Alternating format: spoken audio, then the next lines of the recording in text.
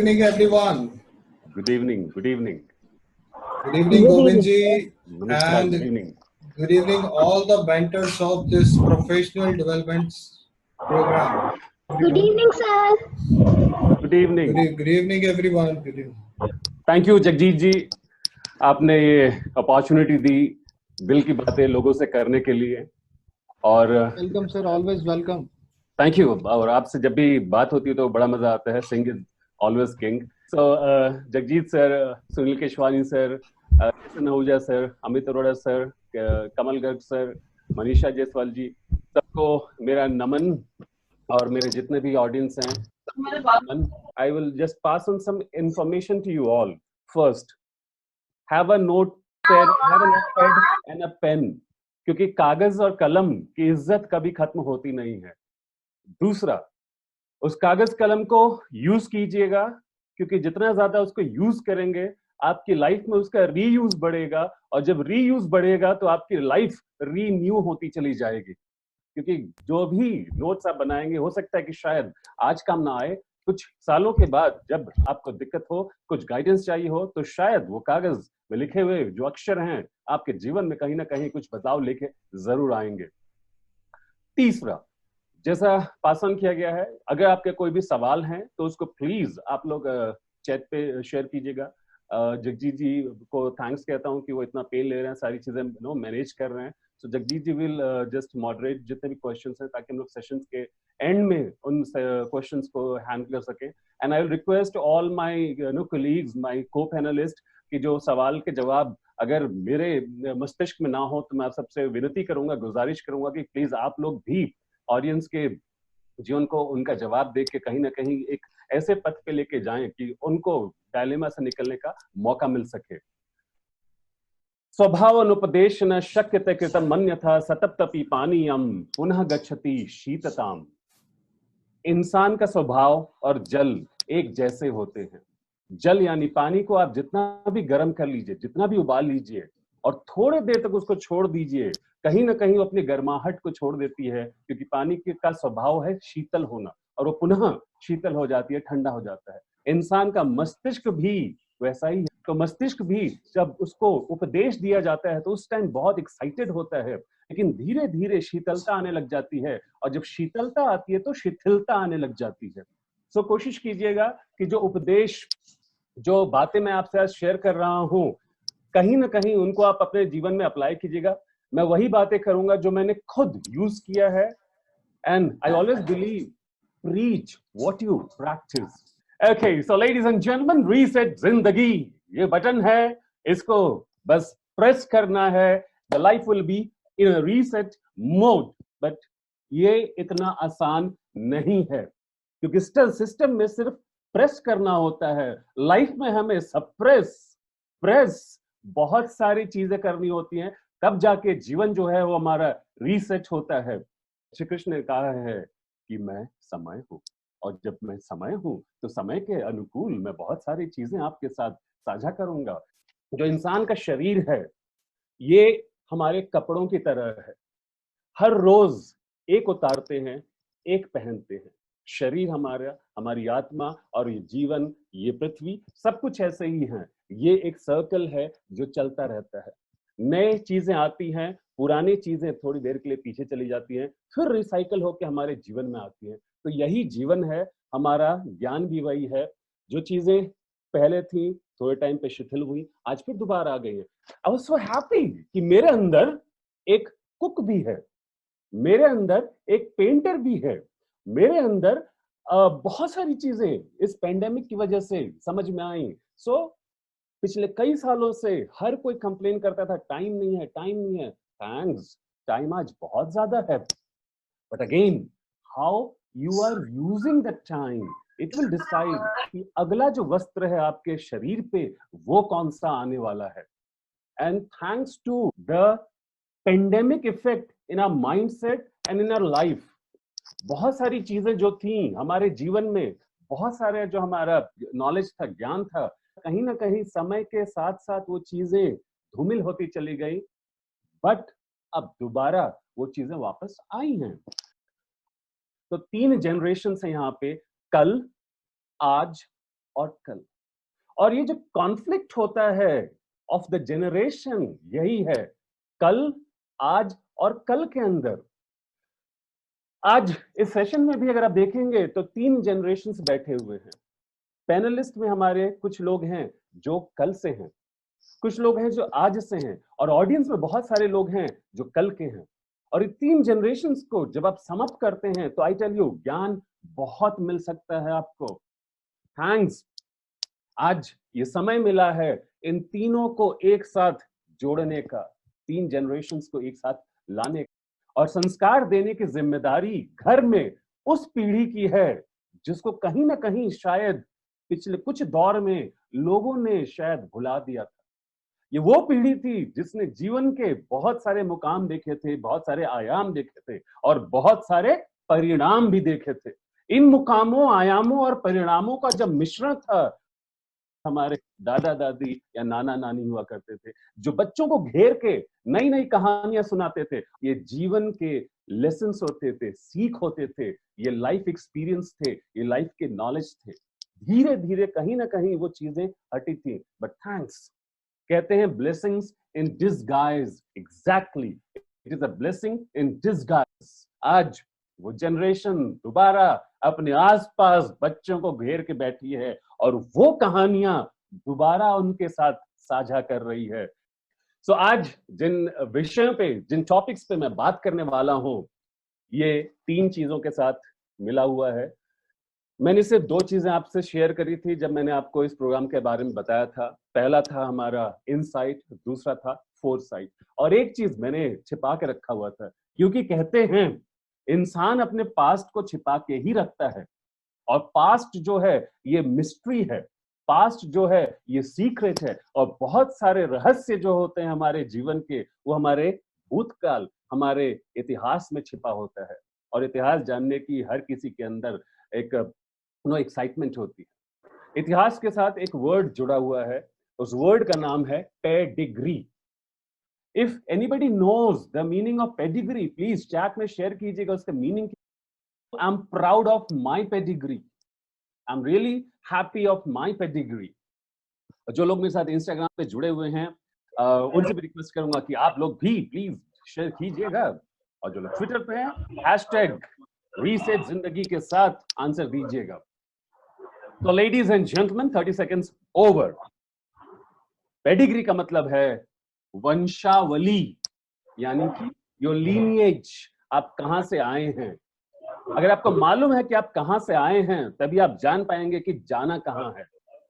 And thank God I'm happy of my pedigree, my family lineage, and yes, I'm proud of my country lineage as well. मेरे देश की वंशावली से भी मैं गर्व महसूस करता हूँ। तो ये 3 चीजें हैं आज मैं आपके साथ शेयर करने वाला हूँ। Life is all about the seesaw effect. जिंदगी यही है, टूट जाती है कभी कभी, बट उसको हमें दोबारा कहीं ना कहीं वापस लेके आना पड़ता है। It is of 3 factors, left और राइट में आपके हाइंडसाइट और फोरसाइट है, एक भूतकाल है, एक भविष्य काल है, और इनको बैलेंस करने वाला है इनसाइट। सो ये इनसाइट का काम है इन दोनों को बैलेंस करना। बड़े काम अगर करने हैं तो सबसे पहले ध्यान छोटी चीजों पे दीजिए। आप जितना ज्यादा छोटी छोटी चीजों पे ध्यान देंगे, आपके बड़े काम उतने ज्यादा होते जाएंगे। Look at the bigger picture, but start working from the minute detail. Some people, started working on the minutest particle on this planet called the atoms. When these atoms came in the form of fusion, the creativity came out of it. So ladies and gentlemen, जितनी आसानी से जितने भी सही तरीके से लोग समझ पाए, जितना आसान हो उतना लोगों के दिमाग में वो चीजें जाती हैं। चाणक्य ने कहा है, गते शोको न कर्तव्यो भविष्यम नैव चिंतयेत वर्तमानेन कालेन वर्तयन्ति विचक्षणाः। ये जा चुका है, the past is gone, future I don't know, but maximum लोग पास्ट में हैं या फ्यूचर में हैं। पास्ट जो जा चुका है, जिसको आप बदल नहीं सकते, भविष्य जिसका पता नहीं है कि क्या होने वाला है, हम उसी में रहते हैं। The best part, the thing which we can control, that is the present, आज जो है इसको कंट्रोल कर सकते हैं, इसमें बहुत कम लोग हैं। और कहते हैं कि करीबन 95% लोग या तो कल में होते हैं या तो कल में होते हैं। आज लोग शायद ही कम ध्यान दे पाते हैं। पास्ट बुरा नहीं होता। मेरा मानना है your past is the best teacher, because your past will tell you, hey buddy, you have done these mistakes. Hey buddy, you need to learn from your mistakes. And hey buddy, if you don't learn, God bless your future. Learn from your past. And yes, you should plan for the future. Planning is really required.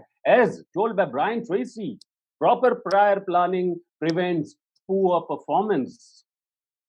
So, जितना आप planning करेंगे भविष्य के लिए उतना अच्छा है. Base historical analysis के लिए पास्ट, आगे के लिए फ्यूचर. बट यस, जो बैलेंसिंग फैक्टर है which I was talking, the insight, इसको मैं आज प्रेजेंट कहता हूं. इसको जब आप जान जाएंगे कि प्रेजेंट को कैसे यूज किया जाए, then definitely you will be the bridge, a bridge between the past and the future, and life will be बेहतरीन. सो हाइंडसाइट का मतलब होता है the ability to reflect and learn from the past. Foresight का मतलब होता है ability to predict and prepare for the future. And insight का मतलब होता है ability to interpret and respond. Balancing hindsight and foresight to create a vision. तो धृतराष्ट्र ने संजय से पूछा कि हे संजय, बताओ धर्म क्षेत्र में, कुरुक्षेत्र में मेरे और पांडु के पुत्र क्या कर रहे हैं. And imagine, Sanjay was the person having the vision and he narrated the entire Mahabharata to Dhritarashtra. Vision बहुत कम लोग समझ पाते हैं कि होता क्या है. और याद रखिएगा, बिना विजन के आप आगे बढ़ नहीं सकते. To take an example, I love traveling. और जब ट्रैवल करता हूं तो कई बार रात में भी ट्रैवल करने का मौका मिलता है, और रात में हेडलाइट ऑन करते हैं. बट याद रखिएगा, एक ऊपर मिरर भी होता है और साथ में दो और मिरर लेफ्ट और राइट में होते हैं, पीछे के दृश्य को दिखा रहे होते हैं. और आगे एक हेडलाइट होता है जिसकी विजिबिलिटी 100 मीटर्स होती है. And you don't know 100 metre के आगे और क्या होगा. बट इमेजिन, जो ड्राइवर एक्सीलेटर, स्टीयरिंग और क्लच ब्रेक को मिला के आगे चल रहा है, अगर उसने इसको बैलेंस नहीं किया, then you know the result. So ladies and gentlemen, some pointers I would like to share with you all. So first point, observant. What is observant? Hindi में इसको कहते हैं तेज नजर, चौकस. So आप अगर ऑब्जर्वेंट रहेंगे तो काफी चीजें समझ में आती हैं. हमारा जीवन, चाहे पर्सनल लाइफ हो, चाहे प्रोफेशनल लाइफ हो, चाहे बिजनेस लाइफ हो, अंदर बाहर, जिसको कहते हैं माइक्रो एंड मैक्रो. कल जब हमने प्रोग्राम स्टार्ट किया तो ईश्वर ने भी आगाज किया. तूफान, आंधी, सब कुछ आ गई थी. शंखनाद किया गया था इस प्रोग्राम के लिए. दिक्कतें भी आई थी, मजा भी आया. कल मैक्रो जो एनवायरनमेंट था हमारा, बाहर के दुनिया, यहाँ पे बहुत आंधी चल रही थी. बट हाँ, हम लोगों ने डिसाइड किया था इस प्रोग्राम को लेके आना है किसी भी कीमत पे. हम शांत रहे. टेक्निकल दिक्कतें भी आई थी. आज देख सकते हैं, आज इसका दूसरा दिन है और बहुत जल्द ये सारे सेशंस हम लोग आपके साथ शेयर करने वाले हैं. Thanks to all the people who have the same mindset, all the co-panelist, all my colleagues, जिन्होंने मेहनत करी, ऑब्जर्वेशंस अपने शेयर किए, और यहाँ पे एक दूसरे को हम लोग गाइडेंस करते रहते हैं अपने ऑब्जर्वेशन पावर से. और इस वजह से आप देख सकते हैं सामने रिजल्ट बहुत बेहतरीन है. एक छोटी सी स्टोरी है बट मैसेज बहुत बड़ा है. हो सकता है आप में से बहुत सारे लोग इनको जानते हो. आपके सामने जो स्क्रीन पे हैं, इनके बॉडी में अगर आप देखेंगे 8 डिफॉर्मिटीज हैं, 8 वक्र हैं. ये अष्टवक्र हैं. सो आचार्य अष्टवक्र ये दुनिया में फेमस हुए अष्टवक्र गीता की वजह से. जब पैदा भी नहीं हुए थे उनको श्राप मिल गया था. अष्टवक्र के पिता का नाम है आचार्य कहोद, माता का नाम है सुजाता. और माता सुजाता के जो पिता थे, उनके आश्रम में आचार्य अष्टवक्र के माता पिता दोनों रहते थे. और जब वो बैठ के ज्ञान लेते थे और जब वो दोहराते थे, उच्चारण करते थे गीता का, तो कभी कभी उनके पिता जो थे आचार्य कहोद, वो उसका सही उच्चारण नहीं कर पाते थे. और जो पुत्र कोख में था, कोख में उन्होंने गीता का ज्ञान ले लिया था. और जब इनके पिता गीता का उच्चारण करते थे और जब गलतियां होती थी, तो एक दिन आचार्य अष्टवक्र ने कोख में से ही कहा कि हे पिताश्री, आपने यहाँ पे गलतियां करी हैं, कृपया करके पिता को लगा कि उनका अपमान हुआ है, तो सही तरीके से कोख में उस बालक को श्राप दिया कि जब तुम जन्म लोगे तुम्हारे अंदर अष्ट विकृतियां होंगी। और जब बालक ने जन्म लिया तो वाकई में उनके अंदर 8 विकृतियां थी और उनको नाम दिया गया अष्टवक्र। जब इनका जन्म नहीं हुआ था तो इनके पिता कहोद, क्योंकि बहुत ही गरीब थे, तो वो गए थे एक बार जनक के सभा में शास्त्रार्थ करने। और वहां पे आचार्य वंदिन थे जो कि बहुत ज्यादा ज्ञानी थे, ज्ञाता थे। उनसे जब कोई शास्त्रार्थ करता था तो उसका एक नियम था, जो भी शास्त्रार्थ में हारेगा उसको जल समाधि लेनी पड़ेगी। और दुर्भाग्यवश आचार्य कोवत जो थे वो शास्त्रार्थ हार गए और उनको जल समाधि लेनी पड़ी। जब अष्टवक्र का जन्म हुआ तो उनकी माता ने बताया था कि ऐसे तुम्हारे पिता जो थे वो चले गए जल समाधि। 12 साल की उम्र में आचार्य अष्टवक्र जनक की सभा में गए। क्या उन्होंने कहा कि मुझे शास्त्रार्थ करना है। उस डिफॉर्म्ड बॉडी को देख के वहां पे जितने भी ज्ञानी लोग थे वो जोर जोर से हंस पड़े। और इस हंसी के कारण आचार्य अष्टवक्र भी जोर जोर से हंसने लगे। तो राजा जनक ने कहा कि हे वामन, आप क्यों हंस रहे हैं। तो आचार्य अष्टवक्र ने कहा कि हे राजन, मैं हंस नहीं रहा हूं, मैं रो रहा हूं। मैं रो रहा हूं इन मूर्खों पे, क्योंकि इन्होंने सिर्फ मेरे बाहर के शरीर को देखा है, मेरे अंदर के सोल को नहीं देखा, इसलिए मेरे बाहर के डिफॉर्मिटीज पे हंस रहे हैं। यहाँ पे कुछ लोग होंगे जिनको पिछले कई सालों में बॉडी शेमिंग की गई होगी। अगर ऐसे कुछ लोग हैं तो याद रखिएगा, body shaming is a business जिसने करोड़ों करोड़ों रुपए का टर्नओवर किया है। तो याद रखिएगा, आपकी जो बॉडी है रिस्पेक्टेड, उससे खूबसूरत कुछ नहीं हो सकता। People will mock you. So Acharya Ashtavakra ने फाइनली शास्त्रार्थ किया और उस 12 साल के बच्चे ने आचार्य वंदिन को परास्त किया। एंड नियम के अनुसार आचार्य वंदिन को जल समाधि के लिए जाना पड़ रहा था।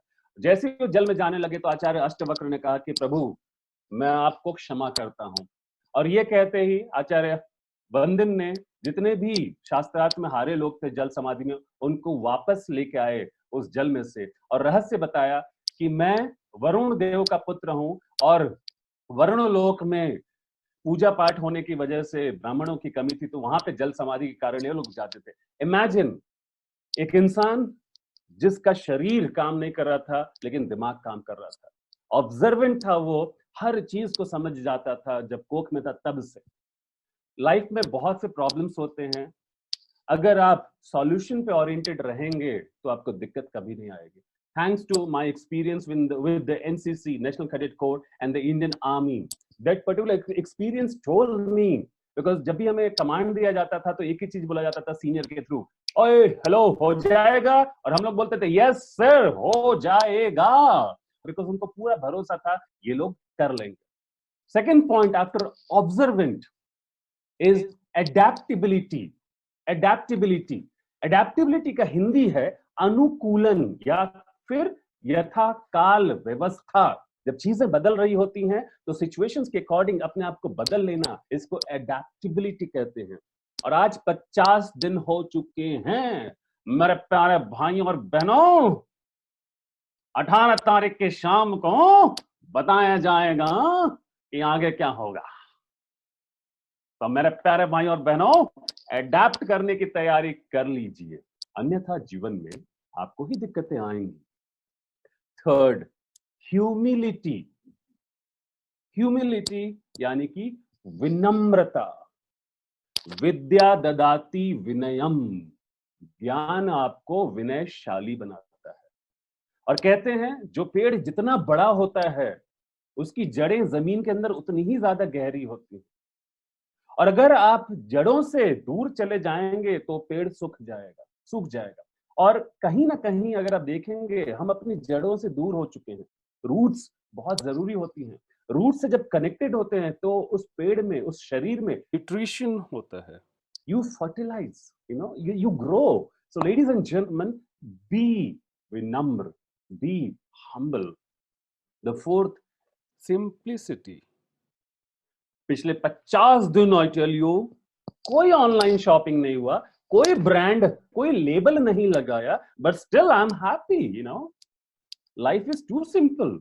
और जैसा भारत की संस्कृति रही है, मिनिमलिज्म, कम रिसोर्सेस में ही ज्यादा रिजल्ट ले आना, ये पॉसिबल है सिर्फ सिंप्लिसिटी के साथ। सो जितना सिंपल रहेंगे उतना मस्त रहोगे। लाइफ को कॉम्प्लिकेटेड बनाओगे तो आपको मैं नाम देता हूं homo economicus. Homo economicus, homo sapien था, अब होमो इकोनॉमिकस है। इकोनॉमी को कंट्रीब्यूशन देने वाला, चीजों को खरीदने वाला। We buy those things which we don't require to impress those people whom we don't like. Simple रहोगे, मस्त रहोगे। Okay, then the next point, steadiness. Steadiness का मतलब होता है स्थिरता। स्थिरता, ये एक तरफ है इसलिए इधर जाएगा। सीसॉ खेला होगा आपने, यहां पे स्टेबिलिटी नहीं है, लेकिन जैसे ही आप उसका दूसरा पार्ट लगाते हैं, नाउ इट इज स्टेबल। कहीं ना कहीं अगर आप देखेंगे तो चीजें बदल जाती हैं जब आप स्टेबिलिटी की तरफ आते हैं। सो लेडीज एंड जेंटलमैन, स्टेबल होना सीखिए। और स्टेबल मतलब स्टेबल इन योर माइंड, स्थिरता मस्तिष्क में। जब आप मस्तिष्क को स्थिर करना सीख जाएंगे, ओए होए मजा आएगा। और इसको स्थिर करने के लिए फिर से चलते हैं पौराणिक काल में। एक भारत की संस्कृति ने आपको दिया ज्ञान, लेकिन कहीं ना कहीं वो खो गया, जिसको कहते हैं मेडिटेशन। मेडिटेशन आसान है, लोगों ने मुश्किल बना रखा है। मेडिटेशन के लिए चुपचाप आराम से जमीन पर बैठ जाइए, जिस भी पोजीशन में, जिस भी पोस्चर में आपको अच्छा लगता है, आंखें बंद कीजिए और मस्त रहिए। विचार आएंगे, आने दीजिए। You can not stop your thoughts, but धीरे धीरे धीरे धीरे वो रिफाइन होना स्टार्ट हो जाएगा। आसान तरीका है एक और मेडिटेशन का, जिसको हम लोग कहते हैं त्राटक। सामने एक कैंडल जला लीजिए और थोड़ी सी दूरी में रखिए और उसकी तरफ देखना शुरू कीजिए। बचपन में ये गेम हम लोग खेला करते थे क्लास में, जब कोई और होता था तो उसकी तरफ देख के करते थे, कौन पहले पलकें झुका लेगा, कौन आंखें बंद कर लेगा। और कभी कभी आंखों से आंसू भी निकलने लग जाते थे। इससे कोई दिक्कत नहीं होती है, धीरे धीरे जब आप कैंडल पे देखेंगे तो आप स्थिर होते चले जाएंगे। ओके, सो जब आप मस्तिष्क में स्थिर रहेंगे तो हृदय से भी स्थिर रहेंगे, and life will be steady. Okay, it will create a balance. The next is called solitude. इसका हिंदी है एकांतवास, solitude. And imagine, I'm not sharing anything new. Whatever I'm sharing, it belongs to the knowledge which was created 1,000 years ago. And I'm just sharing that old knowledge. कहते हैं principles never change. सिद्धांत बदलते नहीं हैं. So what I'm sharing, they are the principles. I have followed, I know the result, and it works. And there are my co-panelists who also know that, because they have also followed it, and it actually works. Solitude. कुछ समय पहले इसको बताया गया कि अकेला रहना अच्छी बात नहीं है, लेकिन याद रखिएगा, जब आप अकेले रहते हैं तो दिमाग काम करता है। सॉलिट्यूड का मतलब होता है जब आप अपने मस्तिष्क, दिमाग के साथ एकांत में रहते हैं, नए सोच आते हैं। बिना नए थॉट्स के जिंदगी आगे नहीं चलेगी। बासी चीजों को कब तक लेके चलेंगे? नदी जब बहती रहती है तो अविरल धारा कहीं ना कहीं उसमें नए जीवन का सृजन करता है, और तब जाके समुद्र में जब उसका मिलन होता है तो कहीं ना कहीं वो फिर एक वापस सर्कल बनता है, साइकिल बनता है, और वापस भागीरथी उस गंगा को धरती पे लेके आते हैं। सो सॉलिट्यूड नेक्स्ट बहुत इंपॉर्टेंट कॉन्सेप्ट है again. So next is cleanliness, यानी कि स्वच्छ। याद रखिएगा, ये कोई नई चीज नहीं है। थैंकफुली कोरोना की वजह से मुझे मौका मिला उपनिषद वगैरह पढ़ने का। सो मैं कई सारे उपनिषद वगैरह पढ़ रहा था, स्मृतियां पढ़ रहा था, पुराण पढ़ रहा था, और इन सब में एक चीज कॉमन मिला है, एंड दैट इज स्वच्छता, क्लीनलीनेस। लोष्ठ मर्दी तृण छेदी नख खादी चा यो नरह, यानी कि जो इंसान नाखून चबा रहा होता है, जो तृणी यानी कि कुछ चीजें बैठ के तोड़ रहा होता है, जो स्वच्छ नहीं रहता है, वो शीघ्र नष्ट हो जाता है। इमेजिन, ये हजारों सालों पहले लिखा गया था, जिसको आज हाइजीन कहते हैं इंग्लिश में। क्लीनलीनेस, स्वच्छता। मैं यहाँ पे बाहरी स्वच्छता की बात नहीं कर रहा हूं, I am talking about the inner cleanliness, आंतरिक स्वच्छता। आप अगर अंदर से साफ हैं तो चेहरे पे दिखता है। अगर आपको हमेशा एक स्माइलिंग चेहरा रखना है तो प्लीज इंटरनल सफाई बहुत जरूरी है। अंदर से अगर आप साफ रहेंगे, आप शारीरिक और मानसिक, है नो, your physical and mental health will be amazing, and then you can reset your जिंदगी एज वेल। सो अब तक जिन लोगों को जो चीजें समझ में आई हैं, प्लीज अपने कमेंट्स शेयर कीजिएगा। आप लोग, अगर मैंने जो चीजें बताई, अगर आपको लगता है कि हाँ आप इसको फॉलो करते हैं, उससे फायदा मिला है, तो प्लीज अपने कमेंट्स को शेयर कीजिएगा। मुझे मोटिवेशन मिलेगा कि हाँ मैं सही दिशा में जा रहा हूं। नेक्स्ट मेरा फेवरेट पॉइंट है, स्कूल टाइम से इसको फॉलो करता आया हूं मैं, Jagjit sir. I am a back bencher, और मजे की बात, जो मुझे जानते हैं, they know I was the topper of my class. 10 years I scored 33, 34, 35 in mathematics. I was the topper from the bottom. और जिंदगी ने सिखाया कि भैया, जिंदगी मार्क्स और रैंक से नहीं चलती है, जिंदगी जीने से चलती है। Someone asked me, what do you do for living? तुम जीने के लिए क्या करते हो? What do you do for living? I said, I breathe. मैं सांस लेता हूं, क्योंकि जिंदा रहने के लिए सांस लेना ही जरूरी है। Then they're like, what? No, no, no, this is not the answer. मैं बोला, आप जो आंसर सुनना चाहते हो वो मेरा आंसर नहीं है, बिकॉज उनका जो क्वेश्चन था वो पूछना चाह रहे थे, आप पैसे कमाने के लिए क्या करते हो? आई डोंट नो कब जिंदा रहना और पैसा कमाना ये सिनोनिमस हो गए। I don't know, because I believe money बहुत जरूरी है, पैसा बहुत जरूरी है, लेकिन money is a by product. आप जो भी काम करते हो उसका बाई प्रोडक्ट है। एंड पिछले 50 दिनों ने सिखा दिया कि चाहे जितना भी आपके पास पड़ा हो, चाहे जितनी महंगी आपने गाड़ियां घर खरीदी हो, वो पिछले 50 दिनों से पड़े हुए हैं। They are not going to help you out. Only thing which can help you is inside you. So ladies and gentleman, it is the insight of the inside. That is why the next point is curiosity का हिंदी है जिज्ञासा। और जब मैं school में था तो किताबों में ध्यान नहीं होता था, सिर्फ जिज्ञासा होती थी, ये कैसे होता है, ये कैसे होता है। इसलिए हमारा एजुकेशन सिस्टम मोनोटोनस हो चुका है, जहां पे बताया जाता है ये पढ़ लो मार्क्स आ जाएंगे, बट जैसे ही सवाल पूछते थे हम बैक बेंचर्स, तो हमें फेवरेट लाइन बोला जाता था, get out of the class. और माँ बाप ने बचपन से सिखाया था गुरु की इज्जत करो, तो हम लोग बिना सवाल के क्लास के बाहर चले जाते थे। Sir you know, I was an outstanding student, I always used to stand outside the class. So बहुत कुछ सीखने को मिला था क्लास के बाहर। The next point is resilient. Resilient का मतलब होता है कि अगर कुछ चीजें हो गई हैं, कुछ प्रॉब्लम्स आ गई हैं, तो वहां से दोबारा कैसे बाउंस बैक करना है, क्विकली रिकवर कैसे करना है, इसको रिजिलियंट कहते हैं। सो एडेप्टेबिलिटी का मतलब होता है कि चीजों के अकॉर्डिंग बदलना। रिजिलियंट का मतलब होता है कुछ चीजें आपके लाइफ में हो चुकी हैं, अब उन चीजों को देख के कैसे वापस बाउंस बैक करना है। और ये वो लोग होते हैं जो सॉल्यूशन ओरिएंटेड होते हैं, जो भी सॉल्यूशन पे ध्यान देते हैं, they are very resilient. Okay, next very important, because the next point is ROI। Jagjit sir, do you know the full form of ROI? Sir मुझे लगता है कि सर जो मुझे पता है वो गलत है। ये एक चार्टर्ड अकाउंटेंट का दिमाग बोल रहा है। एज अ नॉर्मल ह्यूमन बताइए सर, और आप तो भी बच्चे हैं सर, अब गलतियां करने से आप कैसे डरोगे? Okay, ROI, yes sir.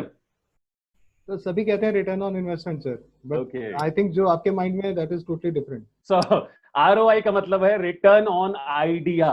Corona का जो टाइम है, इसने थैंकफुली आपको बहुत समय दिया है। जो लोग कंप्लेन करते थे कि उनके पास टाइम नहीं है, आज आपके पास टाइम सबसे ज्यादा है। सबसे कम जो रिसोर्स मिलता है वो है समय। आज आपके पास समय बहुत है।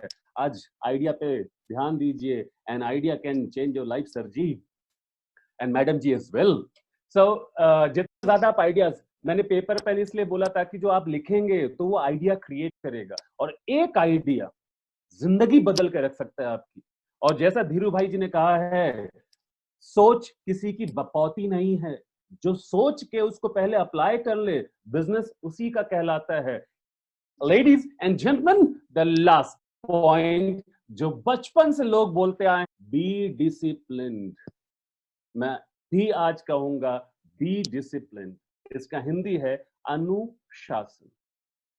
याद रखिएगा, कि जब आप अनुशासित होते हैं तो एक पर्टिकुलर आपको राह मिलता है, और कहा गया है बिना ज्ञान के आप अनुशासित डिसिप्लिन्ड नहीं हो सकते हैं। Without knowledge you can not be disciplined. पुराने टाइम पे ज्ञान गुरुकुल से दिया जाता था, और गुरुकुल आप जानते हैं, गुरुकुल का नियम है चाहे किसी का भी बालक हो उसको गुरु के आश्रम में रहना पड़ेगा और उसको वही फॉलो करना पड़ेगा जो सब करते हैं।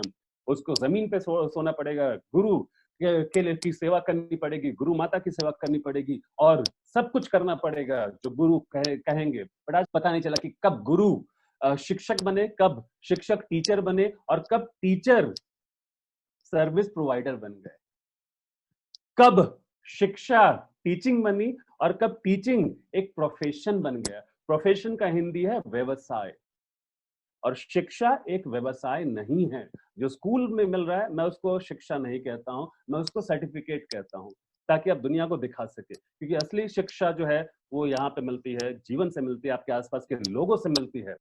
सो लेडीज एंड जेंटलमैन, डिसिप्लिन बहुत जरूरी है। और मेरे पास अब सिर्फ 5 मिनट बचे हैं Jagjit sir, I believe discipline जरूरी है। कोरोना ने टाइम तो दिया, लेकिन मैक्सिमम लोगों ने इसको मिसयूज किया। सोने का टाइम नहीं, खाने का टाइम नहीं, किसी का कोई टाइम नहीं है। जब मन किया तब उठे, जब जो किया तब उठे। याद रखिएगा 50 दिन हो चुके हैं जो घर से नहीं निकले हैं। घर से निकलने का मतलब ये नहीं कि आप सड़क पे दौड़ने लग जाएं। घर से निकलने का मतलब यह है कि बालकनी में अगर आपको अलाउ किया गया तो बालकनी में जाइए, अगर आपको सोसाइटी के गार्डन में अलाउ किया गया तो वहां पे जाइए, या फिर अपने ही प्रेमाइसेस में रहिए और थोड़ा सा बॉडी का वर्कआउट कीजिए। क्योंकि ये मशीन है, अगर इसको आप छोड़ देंगे तो दिक्कत आएगी। और मजे की बात, अपनी गाड़ियों को 2-3 दिन के बाद जाके चेक कर रहे होते हैं, आगे पीछे कर रहे होते हैं, ताकि वो जाम ना हो जाए, उसकी हवा ना निकल जाए और उसका हैंड ब्रेक जाम ना हो जाए। बट अपने जीवन के मशीन को, इस मशीन को शायद कहीं ना कहीं हम लोग जाम कर देंगे। और कुछ लोग जाम से जाम करने की कोशिश में लगे हुए हैं लाइनों में, पता नहीं किस यूफोरिया को ढूंढ रहे हैं वो लोग। याद रखिएगा, यूफोरिया आपके अंदर है। अगर आपको कोई चीज पता चल जाती है जो खुशी मिलती है, वो किसी नशे में नहीं है। ज्ञान से बड़ा नशा कोई नहीं है। सो अनुशासन जब आप फॉलो करेंगे, डिसिप्लिन जब आप फॉलो करेंगे, तो एक रास्ता मिलेगा। सो लेडीज एंड जेंटलमैन, हर देश में, हर काल में, हर युग में इन प्रिंसिपल्स को फॉलो किया गया है। और ये जितने भी पॉइंटर्स मैंने आपसे शेयर किए हैं, ये हाइंडसाइट को ध्यान में, यानी कि आपकी हिस्टोरिकल एनालिसिस को ध्यान में रखते हुए फोरसाइट को समझना, और उन दोनों को मिलाने के लिए जिस ब्रिज का आप यूज करते हैं, that is called the insight. Present में अपने आप को जब इनसाइट करते हैं अपना, तो उसको बैलेंस करेगा। बोलना आसान है, सच बताओ, आपको राज बता रहा हूं, सीक्रेट है ये। द सीक्रेट इज, बहुत मुश्किल है इसको अप्लाई करना। एंड थैंक गॉड मुश्किल है। पता है क्यों? क्योंकि जो आसान चीजें हैं वो किसी और के लिए बनी हैं। मैं मुश्किलों को झेलना पसंद करता हूं, क्योंकि मुझे मालूम है कम ही लोग होते हैं जो मुश्किल रास्ते को चूज करते हैं। क्योंकि कंफर्ट जोन बहुत खूबसूरत चीज है।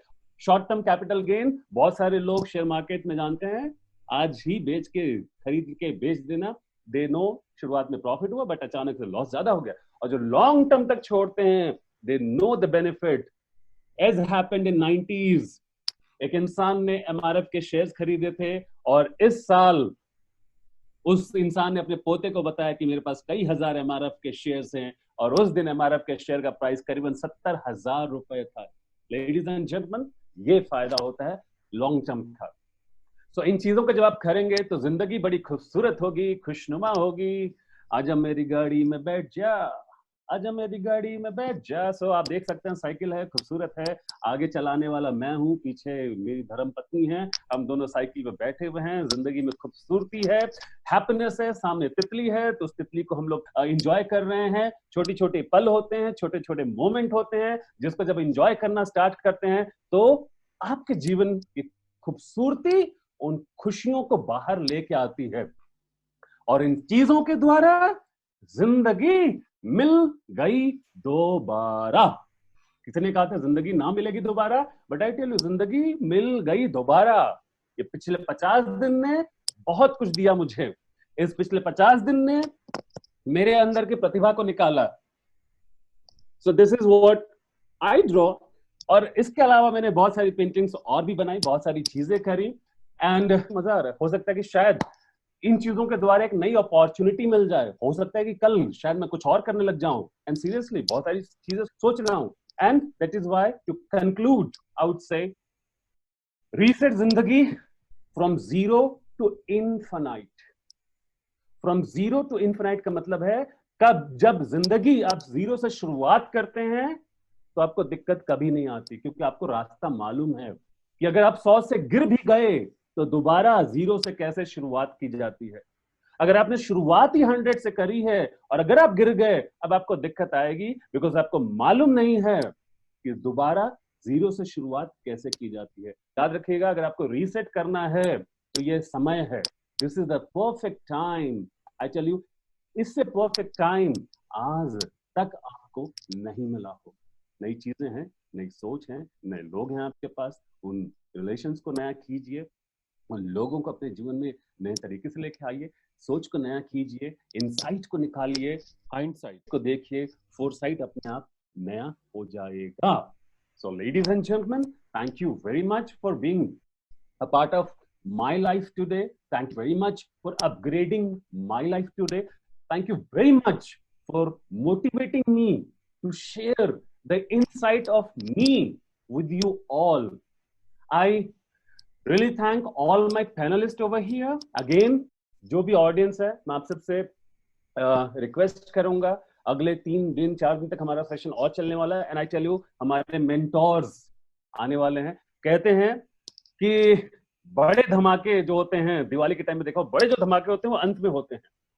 सो कल अमित सर ने जो शुरुआत करी थी, I tell you it was so mind blowing. Amit sir ने वो झड़ी में माचिस की तीली लगाई और वो उसमें से अंगार निकलने लगे। आज मैंने थोड़ा सा कोशिश किया कि उस पर फूंक मारी जाए, और कल बहुत धमाका होने वाला है। कल हमारे बीच में आने वाली हैं very knowledgeable lady, a lady who is very graceful. The vocabulary she has, the way she speaks is just amazing. Ladies and gentlemen, tomorrow Manisha Jaiswal is going to share with you all amazing concepts that is footing or fooling your mind, a game changer. I thank all my panelists, Jagjit sir, Ahuja sir, SN Ahuja sir, Sunil Keshwani sir, Amit Arora sir, and Manisha Jaiswal ma'am, and yes, all my audience. Love you all, and now Thank you, sir. I'm open for the Q&A session. And thank you to the Kamal sir also. Yes. But yes, thank you to him also. And sir Govind sir, thank you very much for the wonderful session. And जो आपने जो पुरानी बातें, जो घर वाली बातें, और जो अष्टावक्र जी का ज्ञान, बहुत सारी नॉलेज वाली बातें आपने की। और जैसा आपने बताया ये लॉकडाउन का जो पीरियड है, ये फिर दोबारा किसी की लाइफ में नहीं आना। एंड एक्चुअली यही होगा, ये लाइफ में दोबारा नहीं आना, क्योंकि 100 ईयर्स में ये दोबारा आया है। 1920 में आया था, वो पहले कुछ और बीमारी के रूप में आया था, now it's in the shape of corona.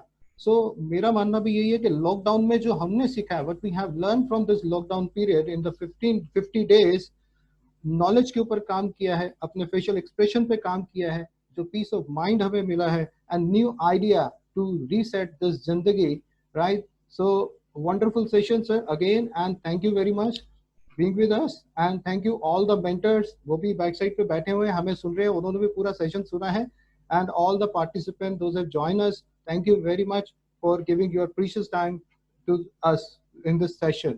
So definitely कल हम फिर आपके साथ कनेक्ट होंगे, और stay tuned, क्योंकि कल जो अमित सर ने जो स्टार्ट किया था, स्टार्ट करना बहुत मुश्किल होता है। I salute to Amit sir, जो उन्होंने जिस तरीके से स्टार्ट किया, एंड नेक्स्ट गोविंद जी ने जो बैटिंग की है सेकंड लेवल पर आके, hands off to him, right? So great Govind sir, thank you very much all the participant once again. So stay tuned with us tomorrow at the same time 6 o'clock. I will be questions. Yes sir, there is no any question sir, everybody is happy like with your presentation. Yes, if you want to say something Govind ji, please, over to you. Thank you very much, and बहुत अच्छा लगा आप लोगों से बात करके। Smita ma'am, हाँ केमिति अछंती आपण?